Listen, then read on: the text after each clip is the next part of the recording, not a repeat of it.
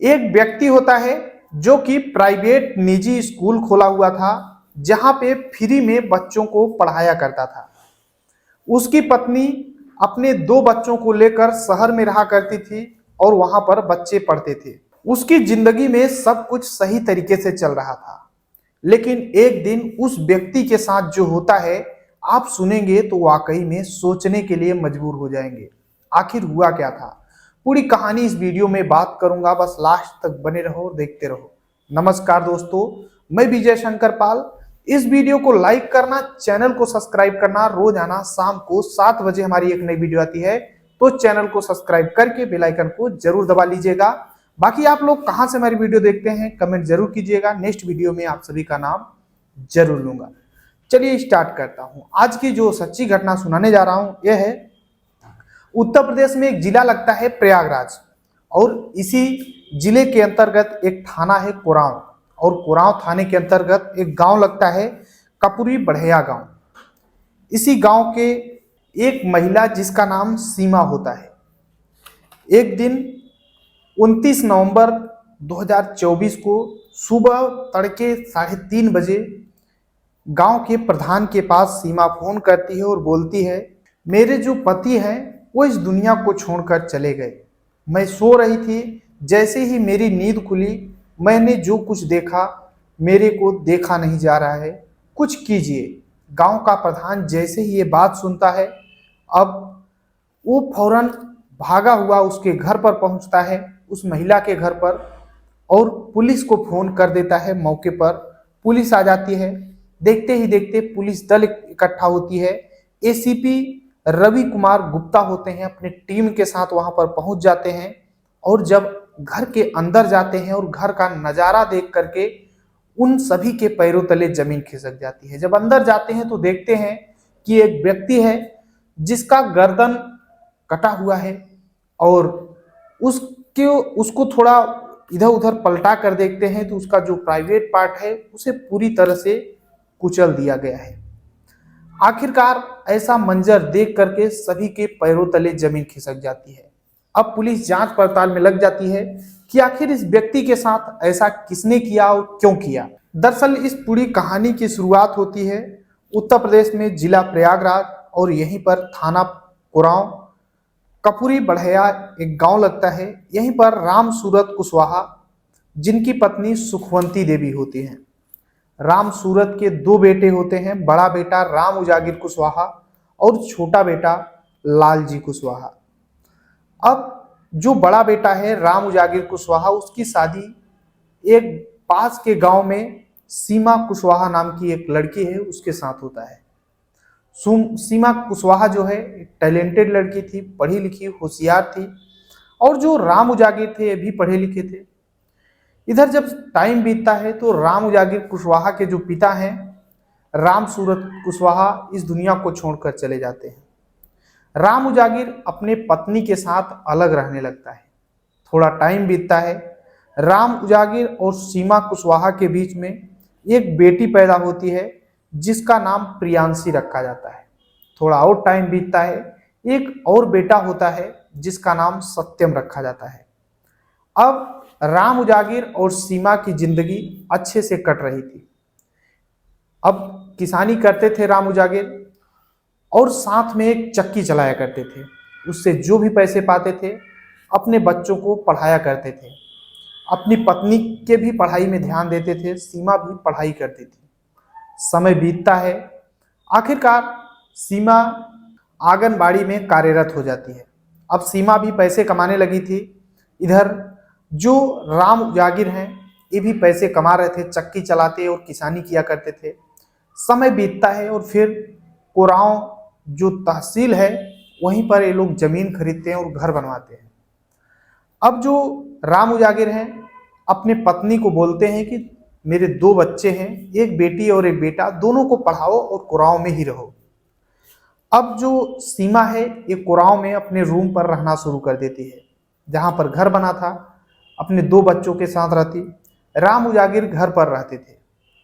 राम उजागिर एक private school खोलते हैं और उस स्कूल में बच्चों को पढ़ाया करते थे। आसपास के जो गरीब के बच्चे हैं, जो बड़ी स्कूलों में नहीं पढ़ पाते थे, महंगी स्कूलों में नहीं पढ़ पाते थे, राम उजागिर उन बच्चों को पढ़ाने का काम करते थे, वो भी फ्री में, 1 रुपए नहीं लेते थे।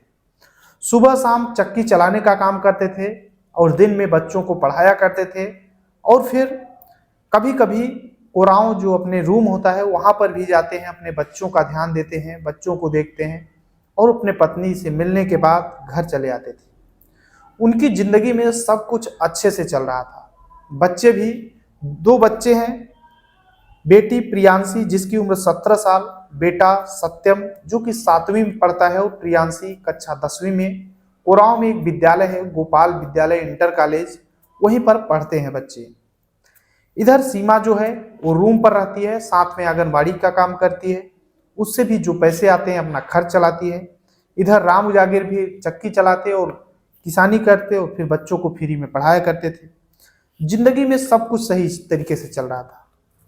लेकिन एक दिन जो सीमा है अपने पति के पास, राम उजागिर के पास फोन करती है 28 नवंबर 2024 को और बोलती है कि आपकी बहुत ज़्यादा याद आ रही है और बच्चे भी बोल रहे हैं कि आप आओ, काफ़ी दिन हो गया रूम पर आपको आए हुए।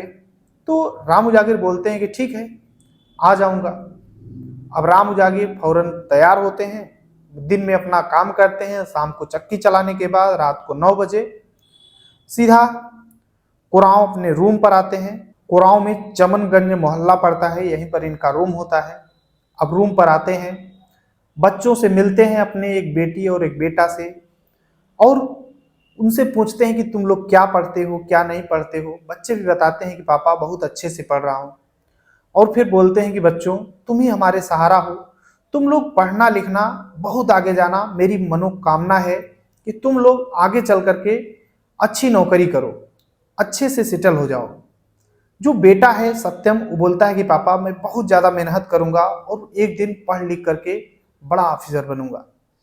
अब राम उजागिर अपने बच्चों को पढ़ाते हैं, फिर उसके बाद बच्चे कुछ देर बाद सो जाते हैं। उसके बाद राम उजागिर अपने पत्नी के पास जाते हैं, पत्नी से मिलते हैं और पत्नी से बोलते हैं कि तुम खुश रहना, किसी चीज़ की तुम्हारे को कोई दिक्कत नहीं है, तुम भी अच्छा पैसा कमाती हो, घर पे किसानी है।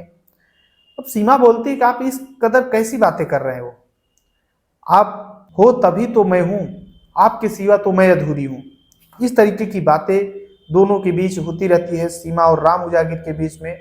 और बात होते होते कब रात के 11 से 12 बज जाते हैं पता ही नहीं चलता है। फिर सीमा भी सो जाती है। लेकिन रात के 3:30 बजे जब सीमा की नींद खुलती है तो देखती है कि मेरा पति जो है राम उजागिर, वो बेड के नीचे पड़ा हुआ है और खून गिर रहा है उसके शरीर से। तब सीमा फौरन गांव के प्रधान के पास फोन करती है और बोलती है कि मेरे पति के साथ क्या हो गया है, जल्दी आइए, फौरन यहाँ पर आ जाइए। अब प्रधान जैसे ही सुनता है फौरन राम उजागिर के छोटे भाई लालजी कुशवाहा के पास जाता है और बोलता है कि तुम्हारे बड़े भाई, तुम्हारे भाभी का फोन आया था, तुम्हारे बड़े भाई के साथ कुछ अनहोनी हो गई है, चलो फौरन। अब लालजी कुशवाहा जैसे ही बात सुनता है गांव के प्रधान के मुंह से, फौरन आ जाता है रूम पर, अपने बड़े भाई के रूम पर आता है कोरांव में। और जब यहाँ पर पहुंचता है तो घर के अंदर जाता है तो अपने भाई को इस अवस्था में देखता है कि वो जमीन पर पड़ा हुआ है, उसकी पत्नी जो है रो रही है, यानी लालजी की जो भाभी है वो रो रही है, बच्चे 2 हैं वो भी रो रहे हैं। ये सब देख करके लालजी बोलता है कि भाभी हुआ क्या भैया के साथ। अब वो रोने के सिवा सीमा कुछ बोल ही नहीं पा रही थी। तब लालजी जो है और जो गांव का प्रधान है सोचते हैं कि अब पुलिस को भी बताना चाहिए, मामला आखिर क्या है, चोरी डकैती का जो भी है पुलिस जांच पड़ताल करे। फौरन पुलिस को फोन किया जाता है। मौके पर एसीपी रवि कुमार गुप्ता अपनी टीम के साथ पहुंचते हैं और पूरे मामले को सील कर लेते हैं, वो पूरे एरिया को, और जांच पड़ताल शुरू कर देते हैं। आखिरकार जब उस व्यक्ति को खोला जाता है, अच्छे से चेक किया जाता है कि आखिर कहाँ कहाँ घाव है, क्या है, तब पता चलता है कि गणासा बगल में रखा हुआ है, उससे उस व्यक्ति की, राम उजागिर का गर्दन अलग है और उसके प्राइवेट पार्ट को लोढ़ा से कुचल दिया गया है, लोढ़ा पास में रखा हुआ है, यानी तमाम तरीके से उसे मारा पीटा गया है। अब पुलिस जो है वो सीमा से पूछती है कि आखिर ये सब कैसे हुआ है। तो सीमा बोलती है कि हमें नहीं पता कैसे हुआ है। फिर उन बच्चों से पूछा जाता है, 2 बच्चे होते हैं, उनसे पूछा जाता है कि आप लोग बताओ आखिर ये सब कैसे हुआ है। तो बच्चे बताते हैं कि साहब, जो बेटी है प्रियांशी, वो बताती है कि हम दूसरे रूम में थे और मेरे पापा तेज तेज से रो रहे थे और हम लोग खिड़की से देखने का प्रयास कर रहे थे। तब वो बच्चे बताते हैं कि मेरी माँ ही मेरे पिताजी को मार रही थी। तब पुलिस वाले सीमा से बोलते हैं कि तुम तो बोल रही हो कि मुझे पता ही नहीं है और तुम्हारे बच्चे बोल रहे हैं कि तुम मार रही थी। तब सीमा जो है टूट जाती है, बोलती है कि साहब, मेरा पति जब से शादी हुई है तब से ही मुझे मारता पीटता था, मेरे बच्चों के सामने मुझे अपमानित करता था बार बार और मैं इससे ऊब चुकी थी, मैं बेबस हो चुकी थी, इसलिए मैं थक चुकी थी इससे। और फिर मैंने इसको बुलाई और फिर पीछे से जो बल्ला होता है उसके सिर पर मारी और जब गिर गया तो मैंने गड़ासा से उसका गर्दन अलग किया। उसके बाद उसके प्राइवेट पार्टों को कुचला और फिर उसे इस दुनिया से हटा दी। फिर गांव के प्रधान को फोन की। तब पुलिस वालों को लगता है कि यह मामला कुछ और है, सिर्फ झगड़ा की वजह से तो कोई पत्नी अपने पति को इस दुनिया से नहीं हटा सकती है। अब पुलिस वाले पूरे मामले को सीरियस लेते हैं, उसकी बॉडी को पोस्टमार्टम के लिए भेज देते हैं, सीमा को अपने हिरासत में ले लेते हैं और जो 2 बच्चे हैं उन्हें परिजनों के हवाले कर दिया जाता है। अब जो एसीपी हैं रवि कुमार गुप्ता, वो बताते हैं कि मामले को सीरियस लिया गया है और जो सीमा है उससे अभी भी पूछताछ हो रही है, क्योंकि पुलिस को अभी भी डाउट है कि एक महिला अपने पति को अकेली कैसे इस दुनिया से हटा सकती है। इसमें जरूर कोई ना कोई और है शामिल, लेकिन अभी तक महिला ने बताया है कि मैंने अकेले ही अपने पति को इस दुनिया से हटाया है। और बच्चे बताते हैं कि हम लोग दूसरे कमरे में थे, हमें ज़्यादा पता नहीं। आखिर क्या है पूरा मामला, अभी भी पुलिस जांच पड़ताल में लगी हुई है। जो भी होगा सामने जरूर आएगा और मैं जरूर वीडियो बना करके आप सभी को इन्फॉर्म जरूर करूंगा। बाकी जो भी हुआ है गलत हुआ है वाकई में, आप लोग अपनी राय जरूर देना है। पूरी कहानी सुनाने का उद्देश्य किसी को परेशान करना है, दुख पहुंचाना नहीं, बल्कि आप सभी को जागरूक करना है। जहां भी रहें अपना और अपनों का ख्याल रखें, सुरक्षित रहें। चलते हैं कमेंट की ओर। तो रामलाल मेघवाल अल्टा बाड़मेर राजस्थान से, साबिर अली बीकानेर राजस्थान से, दिलीप पांडे अयोध्या से रहने वाले हैं, राजकुमार पाल मुंबई से रहने वाले हैं, जयप्रकाश सिंह हमीरपुर उत्तर प्रदेश से, अजीत कुमार गया बिहार से रहने वाले हैं, हर्षित सिंह देवरिया उत्तर प्रदेश से, भुवनेश केसरवानी कोरबा छत्तीसगढ़ से। सभी को तहे दिल से शुक्रिया। मिलते हैं नेक्स्ट वीडियो में, तब तक के लिए जय हिंद, वंदे मातरम।